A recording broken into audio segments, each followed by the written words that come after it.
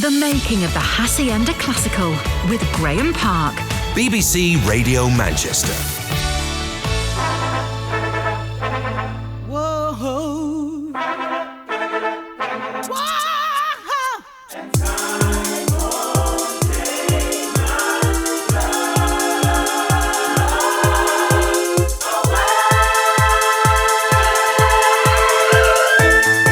This is Graeme Park, and in this special programme, I'll be talking to a variety of musicians and singers from both the classical and electronic music worlds about a highly popular and extremely successful live show that began life as a crazy idea that was supposed to be a one-off, but has gone on to tour the UK and beyond for the past 4 years.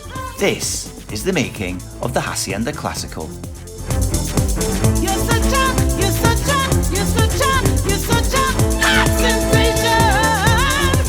You just walk right in, walk right in. Did you think it would go to 3 years, let alone a fourth? I didn't think it'd go to 3 minutes. I only signed up for one show. Yeah, we all did. I think it's the spectacle and the fact that people perform.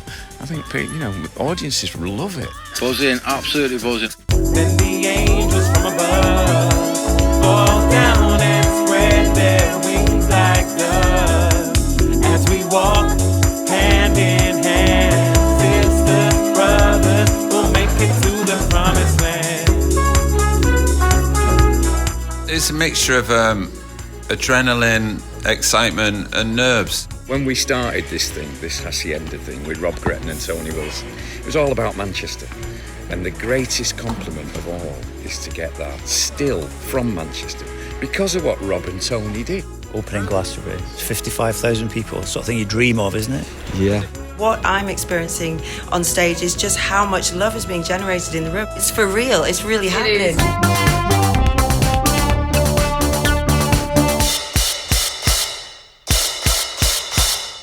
How does it feel to record, probably one of your seminal tracks, Blue Monday, to perform that with a 70-piece classical orchestra? I think the weirdest thing is that when you realise how much time most of us spend emulating orchestras. All you get is a click in your ears, and that's what you've got to stick with. Everyone involved in this are pure house lovers. Like, we're living and breathing the music in lots of different ways when we're off the stage, and then we bring it all on stage. And I think people see that that's genuine. To believe that we've sold Castlefield out instantly 4 times. I mean, that takes my breath away. For your hometown gig, to do 8,000 people like that. We're just having an absolute ball, aren't we? They feel the love, aren't they? And all those songs are staples in everybody's life. We've just had our 10-minute call. We're about to go on stage, so let's get going. Let's smash this.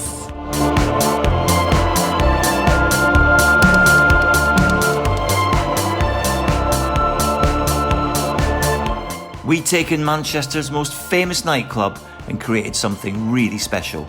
Over the next hour, find out how we did it. It's a personal journey too, from my upbringing in Scotland via punk rock and new wave to Manchester's coolest club.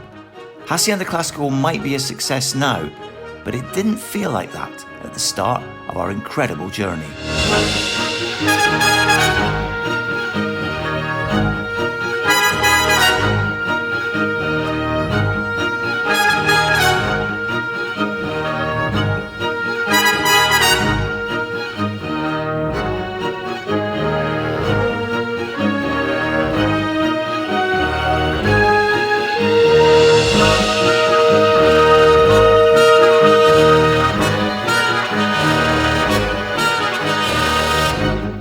Of the Haçienda Classical with Graeme Park. I'm at the Dubai Opera in Dubai, and I'm here with Mike. We've just arrived ahead of our first performance of Haçienda Classical in the United Arab Emirates.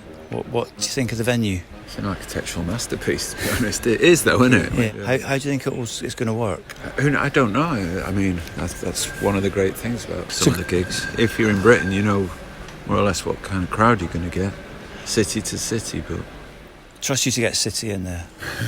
So going back to summer 2015 when we started talking about doing this, and then it was supposed to be a one-off at the Bridgewater Hall in February 2016. It was, Did you expect it to run as long as it has? I didn't Well, I mean, you know, as you know, we went on stage that night thinking, well, is it going to work? Is it going to work? We came off thinking, no, it hasn't. Yeah. But by 2 gigs later at the Albert Hall, it was definitely working. And once it started working, I think it was the second year that you knew it could run and run, because we took the whole experience into festivals. And to me, this is a festival thing. Like, we've done loads of festivals, we've done lots of arenas, we've done lots of indoor venues and concert venues, real mix of venues. What's been your favourite show? Oh, I think there's been a few, but I'd have to highlight opening Glastonbury on the Pyramid. That was incredible. Stage. The Royal Albert Hall gigs.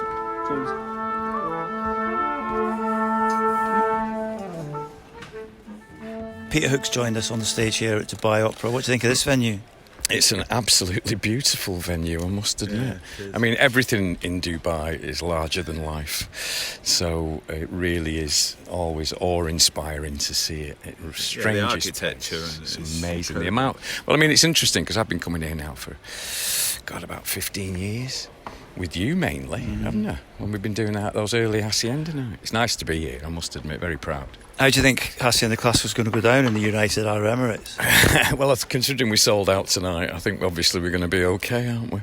So we'll see. I mean, it's interesting because it's a dry venue, and you know, whether you like it or not, our relationship with our fans usually is on a more looser, shall we say, level. So here you're working very hard to inspire a dry crowd. So it will be interesting, yeah. I mean, I think the spirit will get them, and I think that people are probably used to it here.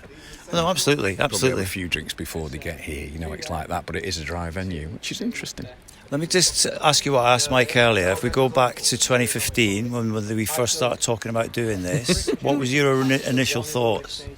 I thought you were a lunatic, yes. And I must admit that when I opened the paper, God, when you open the Daily Mail or the Sunday Times and you look at how many people are doing it now, it is absolutely incredible. And look at me jumping on with the Joy Division orchestral as well. Yeah, I mean, I think it's the spectacle and the fact that people perform. I think, you know, audiences love it to see people perform.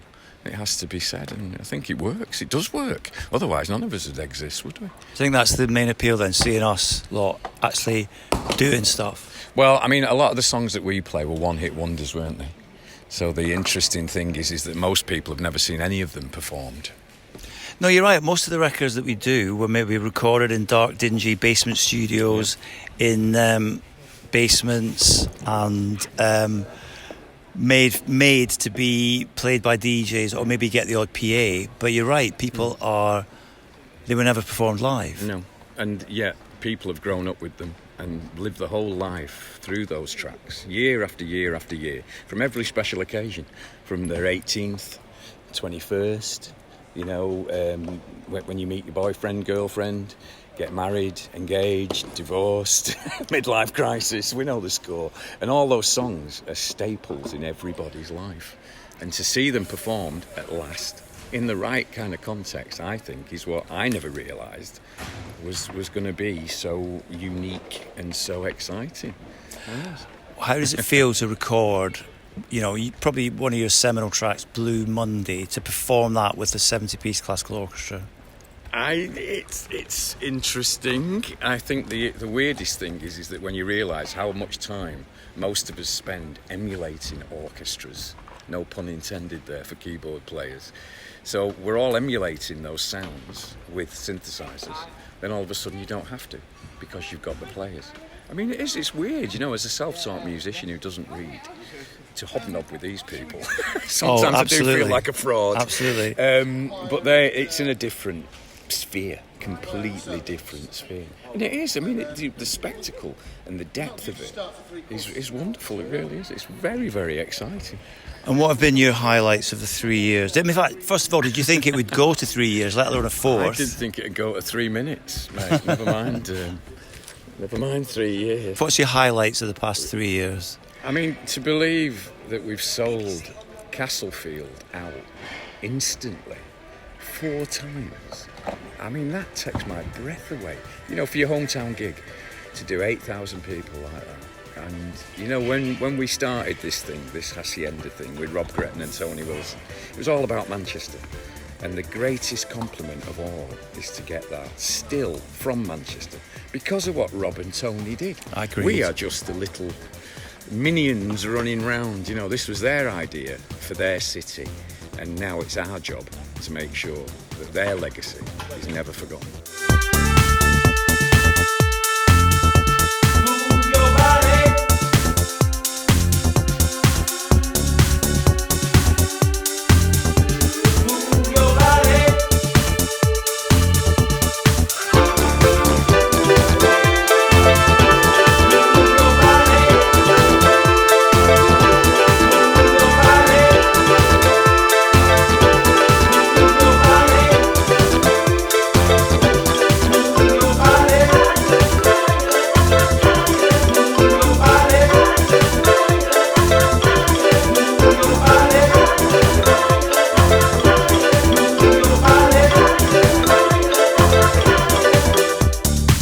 I've worked in the music industry all of my life. I'm probably best known as one of the main Haçienda DJs since I joined Mike Pickering on the decks in Manchester in 1988.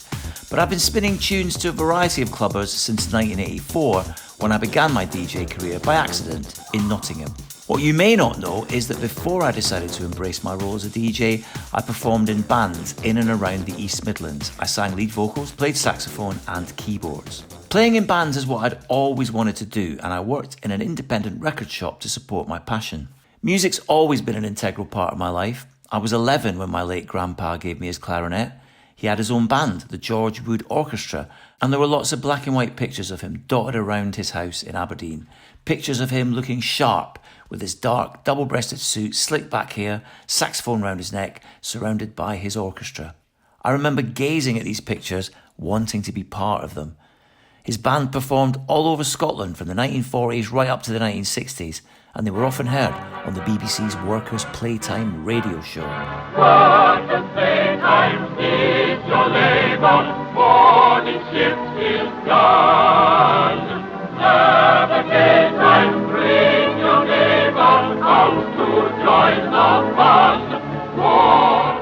I was thrilled when he gave me his clarinet, and I was soon taking lessons and playing in my school orchestras in Fife, where I grew up. But in 1977, at the age of 14, I discovered punk rock and decided that playing clarinet in the Kirkcaldy High School Orchestra wasn't for me.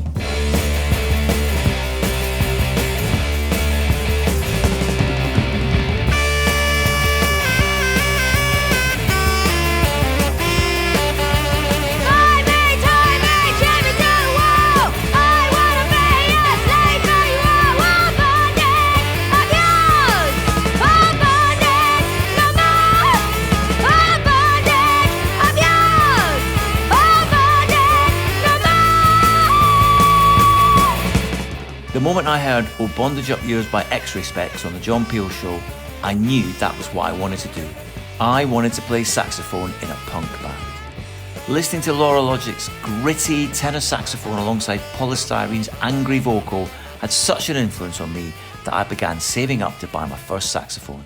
By chance, I got a Saturday job at the local independent record shop, the coolest Saturday job ever for an aspiring musician. I was the envy of my school friends, and suddenly I had access to all kinds of music and at a staff discount too. This was where my now seriously large record collection really began. I finally saved enough money to buy my own tenor saxophone and began playing along with X-Ray Specs and other punk records that featured the sax. By 1979, I was playing along with Madness's One Step Beyond perfectly.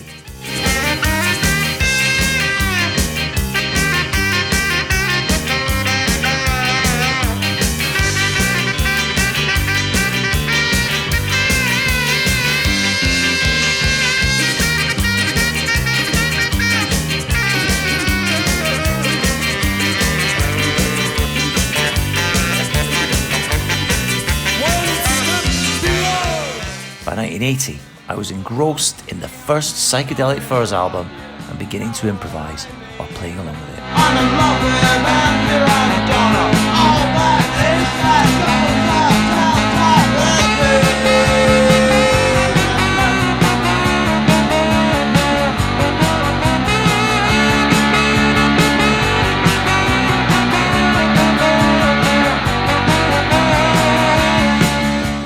1980, my family moved to the East Midlands, where I went to college and began playing in a variety of new wave bands. This led to me getting a job in the Selected Disc record shop in Nottingham and playing lots of gigs supporting many well-known bands.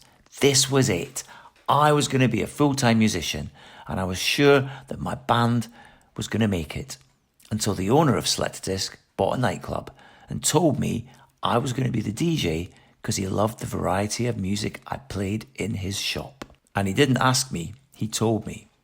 I reluctantly agreed. Well, I didn't want to lose my dream job in the record shop where I was constantly adding to my already very large record collection. So I took to the decks at the Garage Club in Nottingham, and you know what? I absolutely loved it. So I left my band and DJing took over my life. It became all-consuming, and, as the saying goes, the rest is history. But let's head backstage as everyone prepares for the Haçienda Classical show in Dubai, where I caught up with the musicians and crew who helped bring everything together. I'm with Jess, who's one of our production manager? Yes, production manager. And what does that involve, apart from dealing with DJs like me and Mike making our silly demands? What does it involve? So it just involves like the everyday movements of everybody, what they need, riders, kind of getting stage transfers, and just kind of everything around that, really. And if you don't mind me saying you're quite young, but you have a kind of very big Manchester musician heritage, and that fact that you're working with your dad, whose name's Peter Hook. What's it like working with your dad, or being production manager for your dad? It's a bit weird, he's the boss, he's always been the boss, but it's nice because I actually get to see him this time. So it's nice to spend some time with him, but it is different to see it from like going with him to actually working with him. So it does make a difference. And is this something you want to do in the long term or not? Yeah, definitely in the long term. But I'm looking at going down TV or going down radio or something like that. But I'm trying to testing everything out. I was doing my festivals as well. So just want to get a scope of everything and then decide what I want to do. So what advice would you give someone who's maybe in their mid-teens or late teens and they want to work in the music industry or in the entertainment or live industry? What advice would you give them? Volunteer first. Get yourself out there and just kind of be open to anything. Don't really go in with something in a mindset because you're going to get given a lot worse maybe sometimes than you think you're going to get, but it does help you build and help you like gain knowledge, and you need to be on the ball with it. Don't go in at half-hearted. You need to either give it or you don't. So yeah, but definitely volunteer because it looks great.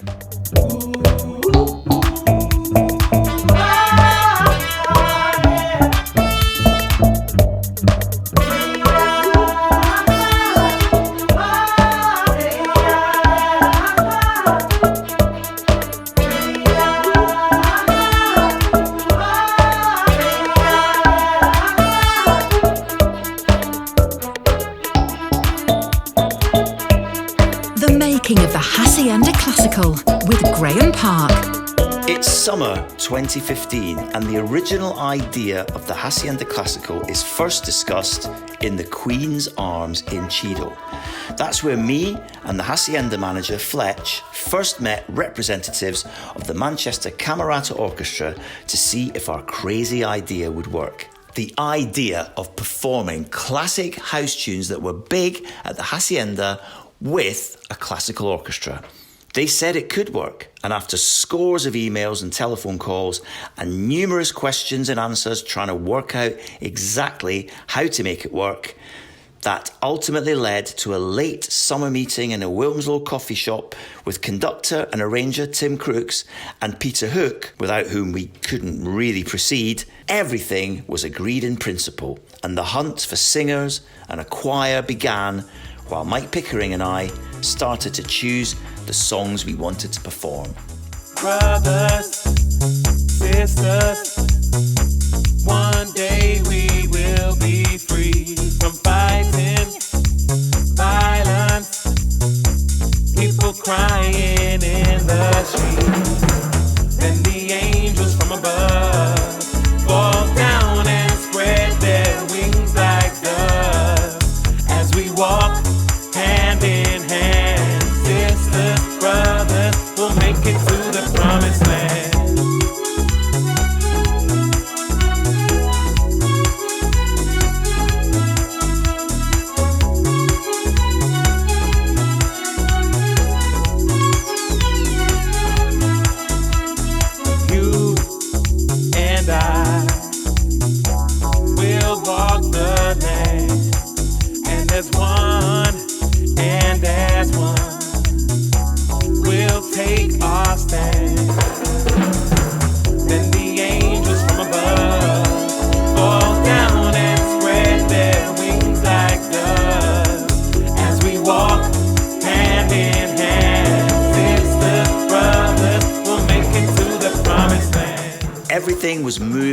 quite nicely until Fletch called me at the end of October to tell me he'd booked the Bridgewater Hall in Manchester for Friday, the 5th of February, for the one-off Haçienda Classical show.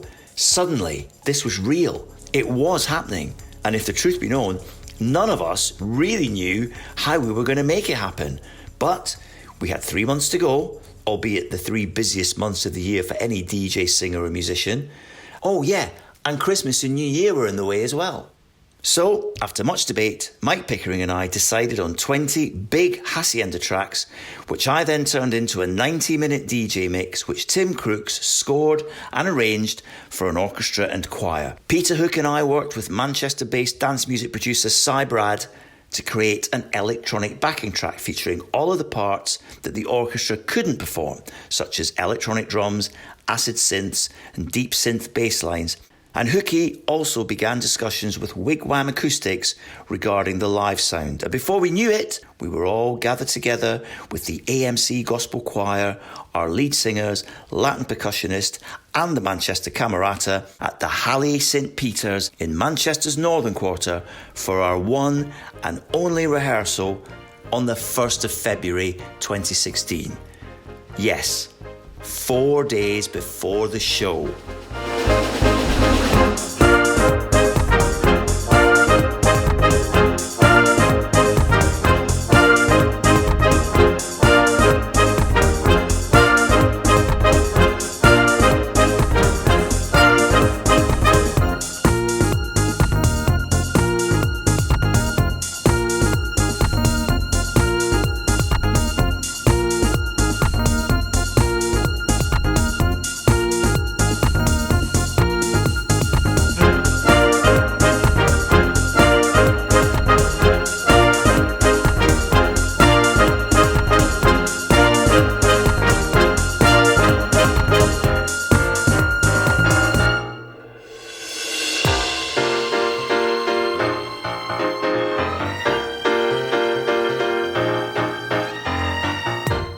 At this point, we still didn't know if it would work, but quite quickly it became clear that it was going to work, and hearing familiar house anthems performed by an orchestra and choir was a truly uplifting experience.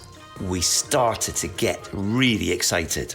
Up until this first and only rehearsal, Mike Pickering and I still weren't sure what we were planning on doing in the show, but it quickly became clear to me that because the orchestra and singers were all following a written score that was set in stone and couldn't be changed, it was important that we both performed in a way that kept the spontaneity of DJing. So Mike took control of adding live sound effects and playing with the backing track, while I added live acapellas, samples, scratching and some synth lines to the show. 4 days later, we performed our supposedly one-off show to a packed Bridgewater Hall in Manchester, returning a week later to do it all again.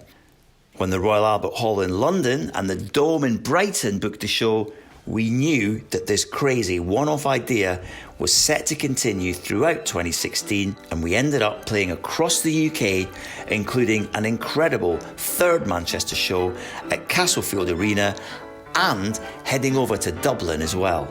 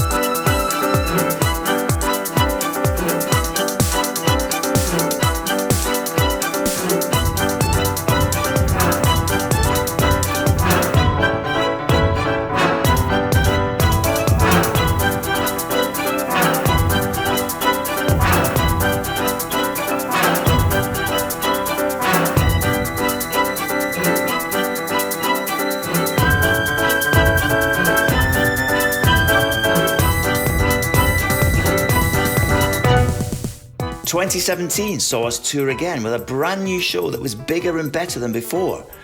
After all, we knew what we were doing by then. We returned to Castlefield, we opened Glastonbury, and once again, we toured the UK, taking in many festivals for the first time. We toured another new show in 2018 with a third hugely successful Castlefield appearance. More festival and arena dates around the UK, a show in Lucerne in Switzerland, and a wonderful return to the Bridgewater Hall in Manchester where the whole thing began. And a final appearance at Dubai Opera in the United Arab Emirates in November. The making of the Haçienda Classical with Graeme Park. You and me, 'cause that's what it's for. Show you now what it is we got to be doing. And the music in the house is so soothing. I wanna dance no matter where you see.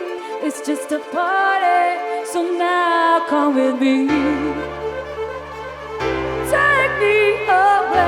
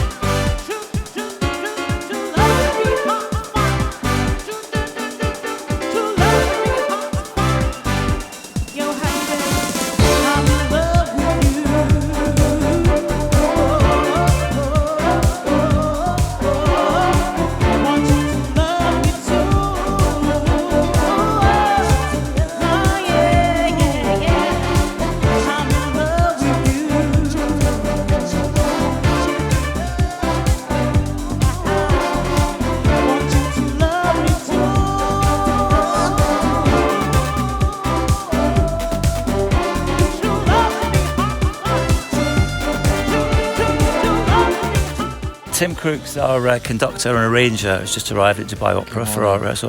Have you played here before? Have you performed here before? I've never been to Dubai before. So as a proper classical musician, what do you think? Looks great. Looks amazing. Looks like a beautiful hall. So what's it like to conduct an orchestra with electronic elements? Do you have to approach it differently to a regular? A little bit differently because the orchestra are they're obviously working to something that's on a track and synchronising with that. So actually, normally a conductor would put down a time code, and actually in this case, I don't have to do that. So normally you dictate the tempo? I would be in charge of starting things and stopping things and changing the speed of things if I wanted to. But here, I don't have to do that. No, but when we rehearse, you often will tell everyone, I know it says something about crotchets and quavers here, I want you to ignore that and do this instead. Yeah, exactly. So I'm still in control of the content and what's played where and how loud and whatever. But the actual synchronisation is largely out of my hands, which is quite nice. Really. And did you expect what was supposed to be a one-off is now, when it's just finishing its third year, about to go into its fourth year? Did you expect this to do as many shows? No, not at all. I only signed up for one show. Yeah, we all did. And what have been your highlights? Well, Castlefield every year is a highlight for me. Royal Albert Hall, definitely. Isle of Wight Festival, Glastonbury. I mean, all of those. Yeah. All of the above have been incredible. Yeah, Mike was saying that his favourites are the festivals. Glastonbury, for example. Yeah. Opening Glastonbury. It's 55,000 people. The sort of thing you dream of, isn't it? Yeah. And I mean, Kendal Calling as well. What a great crowd in Kendal. Hi, I'm Aaron Booth and I'm a monitor engineer for the Haçienda Classical. So, Aaron, what does being a monitor engineer involve? Patience, good communication. That's important before you even think about sound. Pre-planning. You've got to really communicate with people, because the hardest thing is to know what people actually want to hear. Obviously, you have the audience who listen to the show as a full show. A monitor engineer is to provide the sound for all the musicians and the singers, so that they can hear exactly what they want to hear. It's a personalised sound. It's what the individual wants and not what you think is great for them. So that's why you need patience, because how many people are shouting in your ears, I want more bass, I want less bass, I want more piano, I want the singers, I don't want the singers? Oh, there's easily over 30 plus people on stage, isn't there? So it's quite, you have to leave the desk, you have to get up and go speak to people. People don't necessarily tell you if they're unhappy or are happy unless you go and speak to them, and they'll say after the show. But you really got to communicate with people, and it's mainly sometimes they don't actually know what they want, so you have to try and give them something, see if they feel comfortable with it.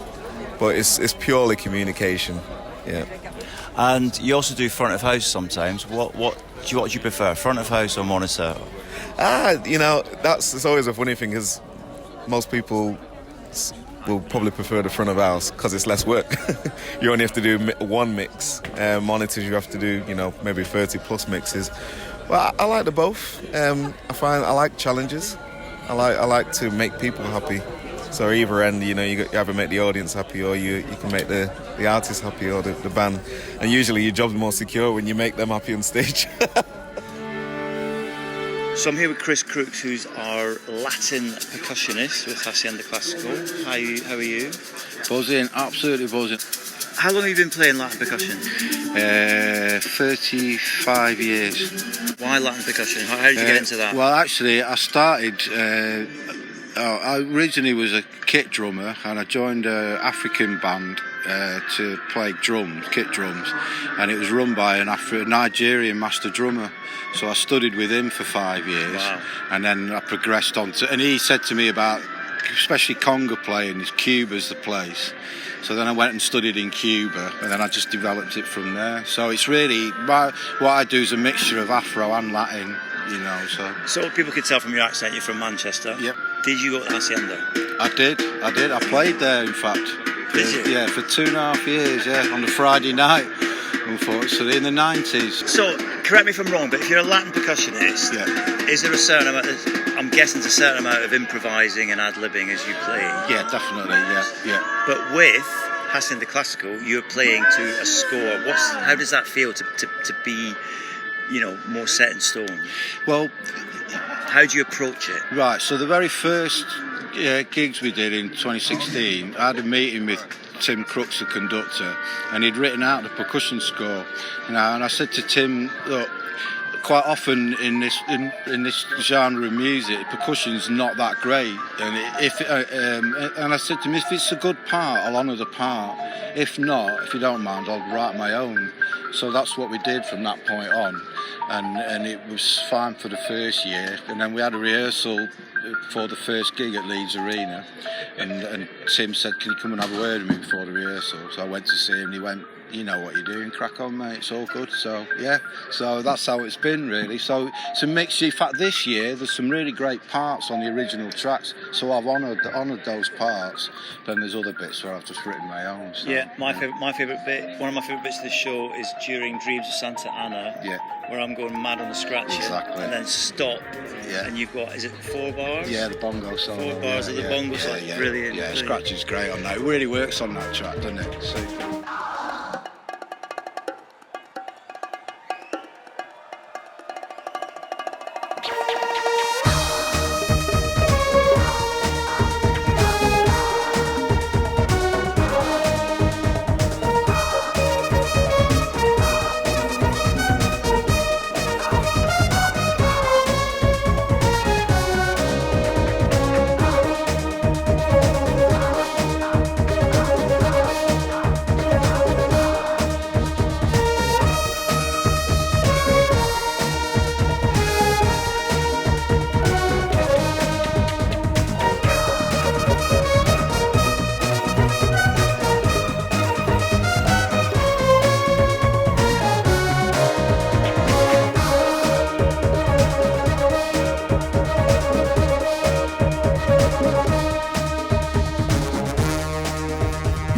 Of the Haçienda Classical with Graeme Park. So we've just finished rehearsal for the first night in Dubai. I'm with Dominic, one of the singers from the choir. How did that go? It was a very good rehearsal, actually. Surprisingly, the Dubai orchestra, they came in and they got it together straight away with the click and the track, and it was all sounding pretty tight by the time we finished rehearsal. So it's going to be a good show tonight, I think. And as someone who sings in a choir, what's it like to sing with a full orchestra and the electronic stuff? It must be a bit different to usual. It's a very different experience, but you know, we're flexible in what we do. We do a lot of different kind of stuff, a lot of different orchestra stuff and backing tracks and stuff like that. So we have to be ready to go for anything. And what's been your favourite show in the past 3 years? Ooh, best one has been... Ooh, that's difficult. I'd say Isle of Wight or Royal Albert Hall.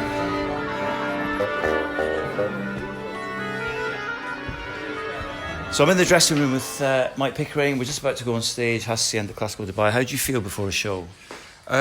It's a mixture of adrenaline, excitement and nerves. And I've toured for many years, and if you don't get nerves, you don't do a good show. So it's almost like people go, "Oh, you're nervous." It's not nervous, it's adrenaline. If you don't get this, then you're not going to do a good show. So I feel great, actually. No, I feel pretty good as well. Right then, let's go and do our thing. So I'm in a dressing room with the solo singers from Haçienda Classical. We've got Yvonne. Hi. Melanie. Hey. And Ray. Hello. So, first of all, Yvonne, this is your third year with Haçienda Classical. Yeah. How's it been for you? It just gets better and better each year. The set's great, and I'm actually singing, and I'm appreciating it. And Melanie, who you've been around singing in bands in Manchester for years, this is your first year. Tell us what you think of it. Well, what can I say? I mean, one, I'm so honoured to have been invited on board because it's like an iconic Manchester thing, and I was born in, as a Manchester artist. I've sung with Yvonne for years and years and years, so it's amazing for us to take the stage together. She's always had my back on all my records, so we've been having great fun. And then to meet Ray, the amazing Ray. Yeah, well, Ray, this is your second year. How's it been for you? Yeah, it's my second year. The Haçienda, unfortunately, I just missed going myself personally. So now to do all this and bring it back to life, how many years later, like Mel said, it's an absolute honour. And to be on stage with these two amazing people, Mr. Park himself and Mike Pickering. But seriously, the crew, everyone involved in this, pure house lovers, like we're living and breathing the music in lots of different ways when we're off the stage, and then we bring it all on stage. And I think people see that that's genuine. For us, we're just having an absolute ball, aren't we? They feel the love, aren't they? They're feeling the love. I mean, Graeme, I can remember being in the Haçienda when Ain't No Love was just breaking out, and I was sat, and then this mix, your mix came on, and somebody said, "Oh, this is a Graeme Park mix," and that was when I was first, hanging out with you. So it's kind of bringing it back to this generation as well as people coming out and remembering how joyous they felt. And what I'm experiencing on stage is just how much love is being generated in the room. And I don't want to sound, it's for real. It's really happening. It is. We just have the most amazing time, and anyone coming to see the show can see that. They've told us. So we're doing our jobs. Well, you're doing a fantastic job, and I can just say the chemistry between you three has been absolutely fantastic. You really get the crowd going. So listen, Thank you for bringing us together. Well, we've just had our 10-minute call. We're about to go on stage for our first night in Dubai, so let's get going. Let's smash this. Go, guys. If there ain't no love, you know this one. You gotta sing it with me.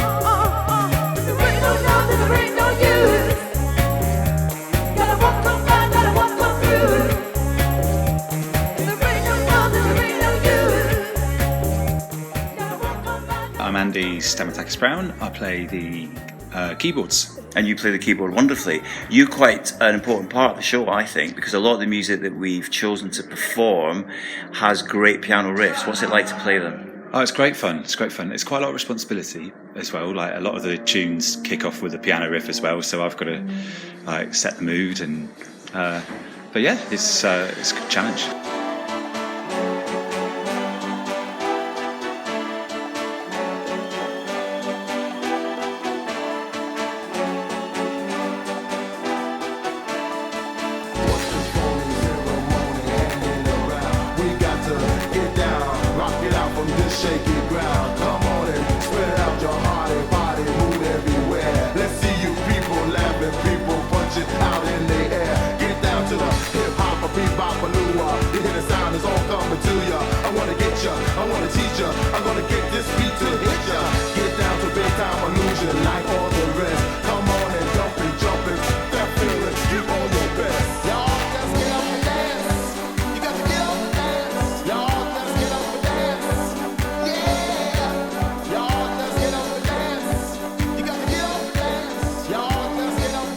Hi, I'm Graham Morris. I play the cello. Tell us about playing with this show, because how many shows have you done over the past 3 years? Quite a lot, at least 30, I should think. So what's it like playing house music with a cello and a string section and a full orchestra? It's certainly different, but it's good fun. I enjoy the shows. They've been taking me to places I wouldn't have thought I'd been to. Certainly. But are you familiar with the music that we do?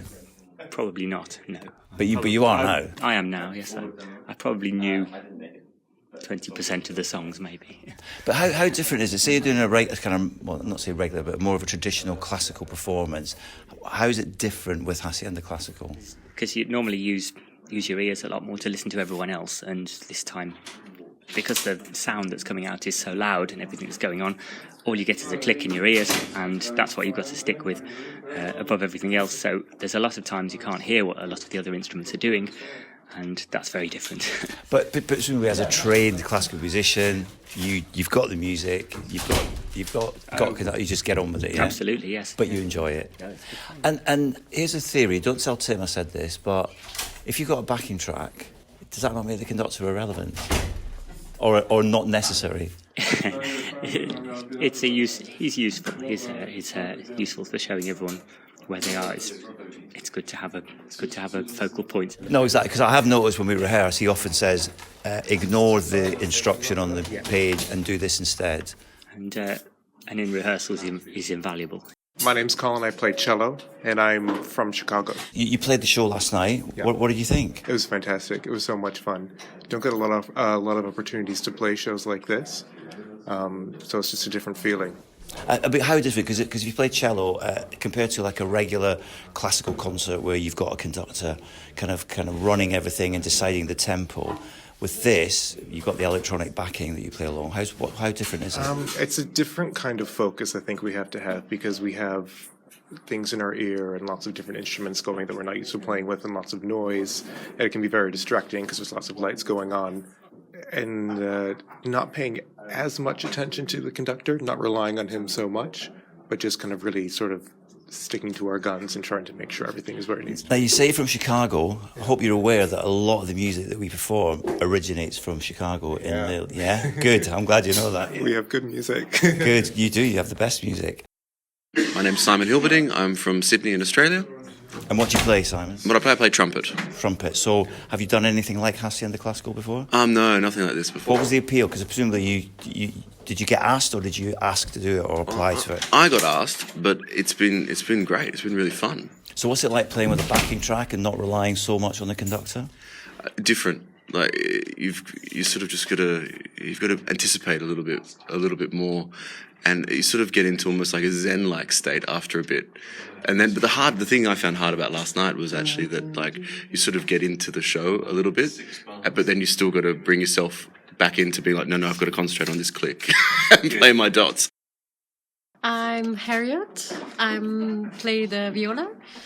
And where are you from, Harriet? I'm mixed. I'm half German, half Indian, and I grew up in Vienna. And since 8 years, I'm based in Dubai and play the harp as well. Play the harp as well? Yes. Wow, I'll make a note of that next time we come here. Oh, yes, please. So have you yeah. done anything like our show before? No, and I really love it. You loved it? Yeah. Brilliant. So I hope you're going to be back soon. Oh, I hope we will. Listen, thank you very much. Okay, quickly moving on. What's your name? Hi, Simona. I'm from Croatia. And what do you play? Violin. And how did you enjoy it last night? I loved it. I loved it.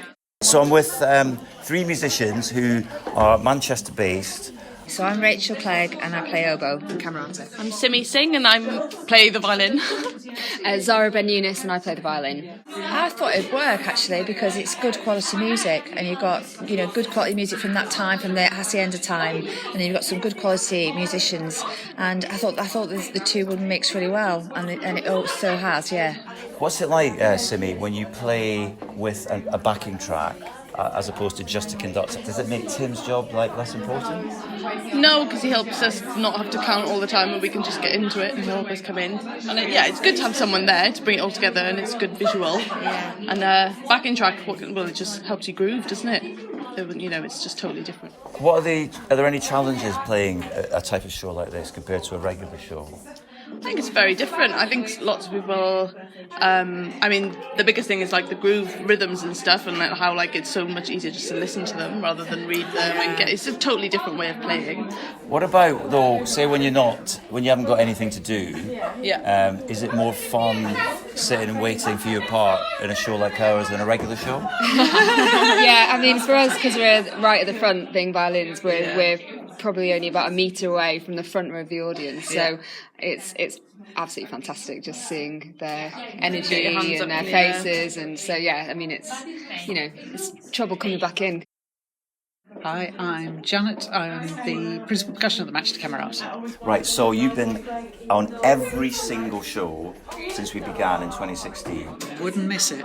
And you look like you've enjoyed it immensely. Oh, I love it. Absolutely. It's so freeing. It's full of joy. You're sharing with the audiences. They give you this most amazing feeling of exhilaration. You reflect it back. It is fantastic. It's what we need in this day and age. Of course, and that's a very good point. And for anyone who's seen the show, Janet is the percussionist at the back on Mike Pickering's left, so the top right of the stage, up with me and Mike. Yeah. How different is it to play with an electronic show like ours as opposed to a traditional classical show? Well, for a start, you have a click. So you have to work to this click beeping away in your ear, which means that when you go back to playing normal classical music, you think, oh, where's the click? Because you're having to think for yourself. But it's absolutely necessary, because if you've got that amazing backing track and all those amazing sounds that you're doing, you do need that click in order to just lock in. But apart from that, it is just as exhilarating as a classical concert, but more so because you're dancing at the same time.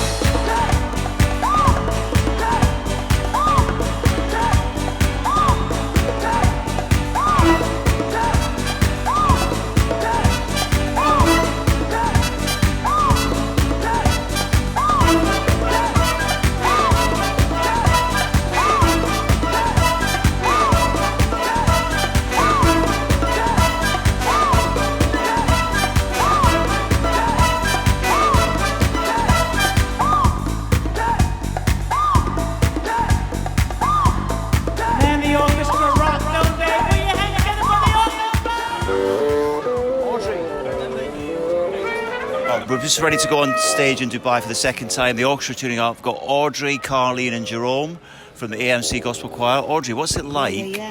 It's your choir. What's it like doing a show like Haçienda Classical? It's been a mad buzz, It's been a mad buzz. We've learnt so many different songs, arrangements, and then actually coming together on the night. It's like a bit of a rave, isn't it? Got you lot behind us and... That's a good way of putting it. How does it differ from your normal kind of gospel performances? Wow. Well, we still have a rave. We just mentioned the Lord a bit. No, we actually, this has been a lot more regimental, we got the track underneath it all, really pulsing us through the whole thing. Loving working with the orchestra, and we don't do anything that has this kind of width of collaboration, with the DJs and everything, so it's been really exciting.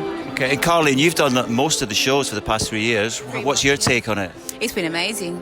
I wouldn't have imagined doing anything like this, to be honest. And to be fair, I remember not being allowed to go to the Haçienda back in the day. So this has been a real joy, to be honest. And some of the bangers, it's been an absolute pleasure to sing them. Favourite shows? Lucerne. One of my favourites was Lucerne. Definitely Glastonbury. Has to be the top. Glastonbury on the Pyramid stage. And Jerome, if I can reach my microphone up to the heights. How tall are you? I'm 6'4". You sing Let the Music Use You, fantastic song. What's it like doing that? I actually enjoy singing it. It's something that I'm comfortable with. It's doing this whole set with Haçienda over the last 3 years has been inspiring to myself, even in my own writing and stuff. And so I've actually enjoyed it. It's something very different to what I've usually done, especially growing up singing gospel and stuff. So I've enjoyed it, really enjoyed Brilliant. it. Well, listen, we appreciate everything. Thank you, AMC Gospel Choir. Thank you. Sammy, our front of house engineer, what's it like trying to do acoustic instruments and banging electronic backing? It's good fun, to be honest with you, but it's like I've done something like this before. I've done a lot of orchestras, and that's kind of why it's worked out well for me. But I kind of treat them as two different things. So you have got to respect the orchestra and what they're doing, and you also got to respect the electronic side of it. And then I treat them as two separate things, and then they meet in the middle, and that's how we get on with it, So it's great fun, and and it has its challenges though, but it's really enjoyable, And how long have you been a sound engineer? 22 years this year, So. And what has been the biggest challenge of all the dates you've done with us? What's been the hardest one to get it sound right? I think Manchester, the hometown gig, and the Bridgewater Hall been what it was. That was the hardest one, And these two gigs in Dubai have been great, and we had a really good show in the Albert Hall, But certainly, I think the first one I did, Blind, was the Liverpool, and that was really good fun. But certainly the hardest one of the run that I've done this year was Bridgewater Hall. Being the hometown gig and the pressure of that, and But we got there in the end. It was good fun, And your favourite one? My favourite one was the Albert Hall. Has to be, without a shadow of a doubt. I've been in there as a sound engineer, and but to be in there mixing a gig like this is a pretty good achievement for anyone to do in their sound engineering career, no matter who you are, So. The making of the Haçienda Classical with Graeme Park. Our fourth year of touring Haçienda Classical is well underway, with lots of new songs we haven't performed before, as well as the return of some massive tunes that now sound better than ever in our biggest and best show yet. I'm proud to be part of this epic show, and I often wonder what my late grandpa would think if he were still around to witness it. I think he'd be proud seeing his grandson carrying on the family tradition, but what would my 14-year-old sax-playing punk rocker self think? Well, I think I'd be pretty chuffed, and to be honest, I suppose with Haçienda Classical, I'm only doing what I always wanted to do in the first place, albeit with Peter Hook on bass guitar and on a much grander scale. But of course, there's one thing I forgot to mention. None of this would have been possible without the audiences that have supported us and shared our passion for this amazing music. So thank you to everyone who's come along to see the show, and I hope to see you again soon with your hands in the air and a smile on your face. Finally, ahead of our return to a sold-out Castlefield Bowl in Manchester, let's quickly go backstage to our recent Royal Albert Hall performance. Yvonne Shelton, fourth year, Royal Albert Hall, what are you thinking? Awesome, and it's the best set ever. You've kicked it out the park this time, Graeme, I'm telling you. And you're looking forward to Castlefield next week? Oh yes, home, and lots of family have bought tickets, so it's all good. Excellent. Well, good luck tonight. Do you get nervous? I am now, but I won't be when I get on stage. Me too. So Tim, 4th year of Haçienda Classical, Royal Albert Hall, 4th time. What are you thinking before we go on stage? What am I thinking? It's time for you to dive into the crowd. That's what I'm thinking. What, stage dive? Yeah, go on. Crowd surf? Yes. There's no time like the present. And you're looking forward to Castlefield Arena? Yes, I am. More than ever, actually. More than ever. Do you know, I'm on a stag do next weekend as well. So the entire stag do is coming to the show at Castlefield. One question I want to ask you. I have been telling everyone that this is the best set yet. Would you agree or not? Yeah, until next year's, it's the best set, yes. I like it. All right, good luck. Ray, we're back at Royal Albert Hall. What are you thinking? I'm thinking the adrenaline's kicking in massively now. I've been really calm all day and now I'm like, the energy's making me Do you get mad. nervous when you go on? Yeah, but it's like a good nervous. Like, I put it into the performance. And what do you think of the new show? It's amazing. If I wasn't in it, I would definitely be in the crowd, put it that way. And are you looking forward to Manchester next week? Yeah, Manchester's just going to be so insane. Those people, they just go mad. You know Graeme. Rebecca from Royal Albert Hall, what's it like having an event like Haçienda Classical here? It's always very, very exciting when a building like this is turned into a club and everyone is super, super excited and the audience is just completely different and it takes us all by surprise, but it's all very fun and very exciting. You're just making me more nervous, thank you. Thanks. Good luck, everyone. Oh, smash it. Oh, I'm sure we will. I hope so.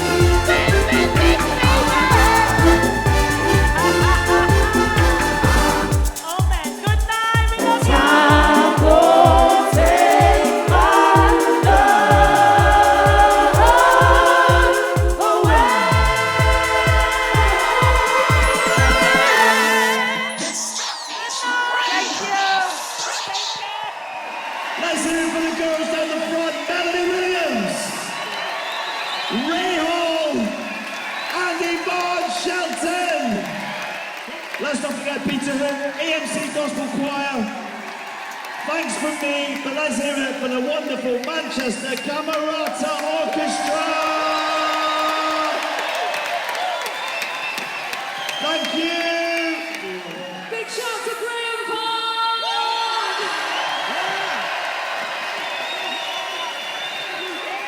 Thank you. The making of the Haçienda Classical